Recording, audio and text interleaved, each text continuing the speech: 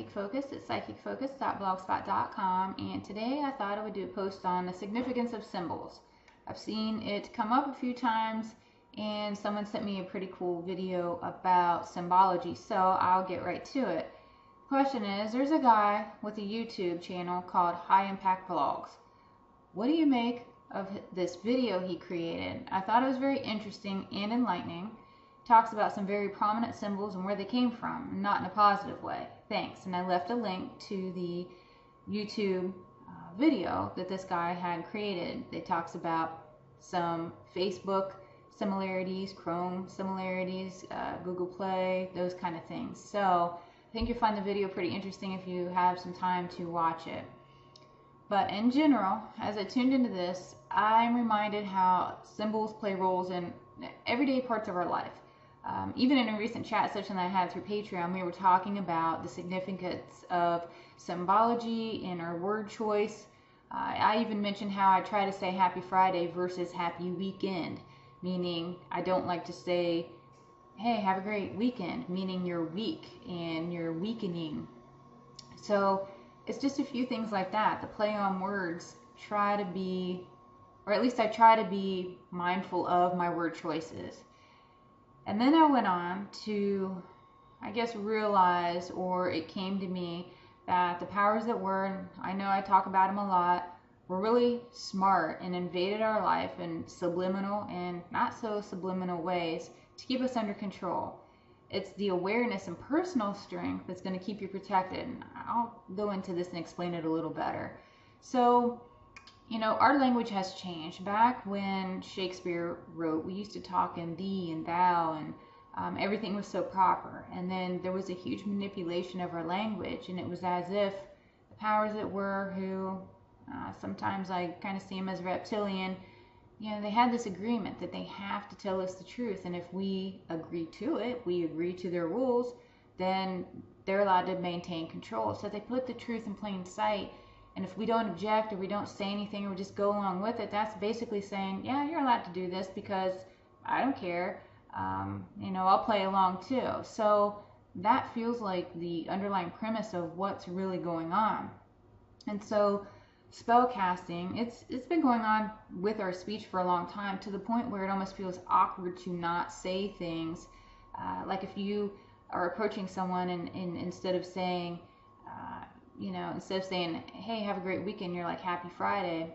That doesn't sound as peculiar, but in some situations, depending on what you're phrasing or what you're doing, could sound a little strange not to do it the programmed way.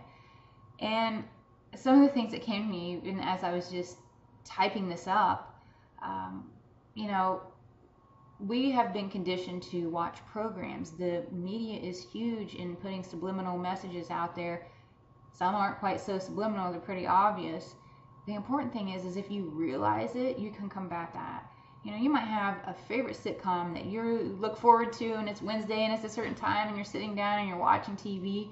Then all of a sudden you start seeing these agendas pop up. You know, maybe they're trying to treat the dad stupid, which is very part of the, you know, breakdown, disrespect of the family unit. You know, depends on what way it's done. Maybe it's done in a kind-hearted way, and maybe they make the dad look like some oaf. I don't know. But when you're cognizant of that and you see it for what it is, sometimes your internal self just puts a block to it. You have an aversion to it. And so the knowledge is where I say the power is. You can still watch something and maybe you laugh or you take it for a joke, but you're not allowing it to impact you in your decision process and maybe how your mind thinks and your rational mind analyzes things. So knowledge very much is power, and being just aware of the situation and what's actually happening is so powerful for people. The other way I see things, you know, it's not just the TV programming that's doing this, the way we talk to each other, and I kind of talked about that a little earlier, but we're always casting these negative things at one another. We don't even mean to do it. It's done in such a lighthearted way, but like if you want something and you see it's to die for, is it really to die for? If you're trying to wish someone good luck, why would you want them to break a leg? Like, why do we say these things? They may come from an innocent place, but reiterating these things to one another it isn't always, I would say, positive or a high vibe way of saying, hey, I wish you great luck. That's a much more positive way of saying things. When people are burnt out and you're tired and you're running around and all you keep saying is, I need a break, I need a break, I need a break. Be careful what you wish for because you may get it. I knew a lady who said that all the time. And you know what? She ended up on crutches for 2 months because it's like she spell casted her own self. She projected that so much that she got exactly what she asked for. And it came back in a negative way.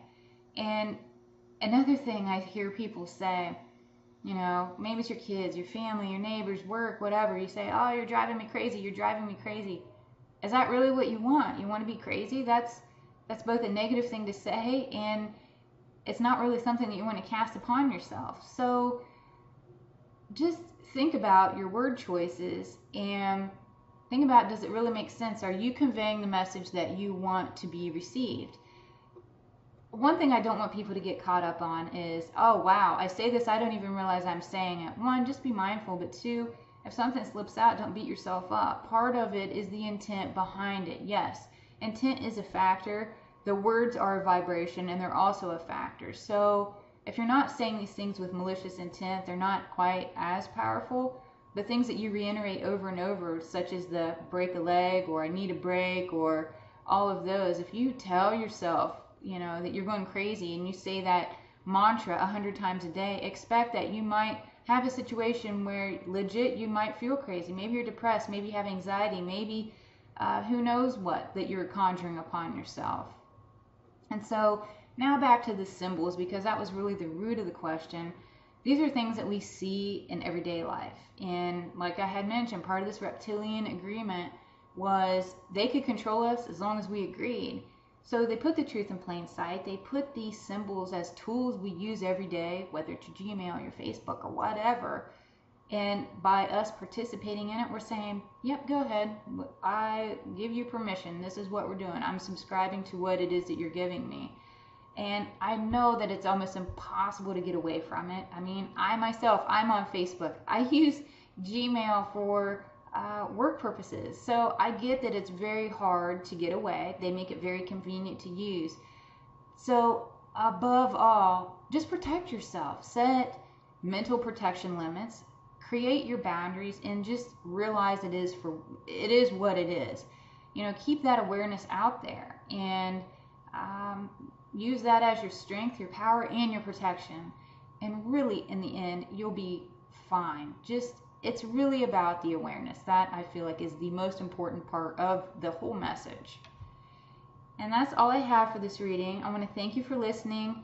And I'm interested to see your comments, maybe the little subtle things that you say that you don't realize you're saying or that you hear someone else do. So I'm interested to hear in your comments, and please like me, share me, and all those things. They help me a lot. In this day of censorship and suppression, I really love it when you guys share and share the word and spread the word. So I thank you, and I thank all of you for that. And again, this is Lynn with Psychic Focus at psychicfocus.blogspot.com. Bye.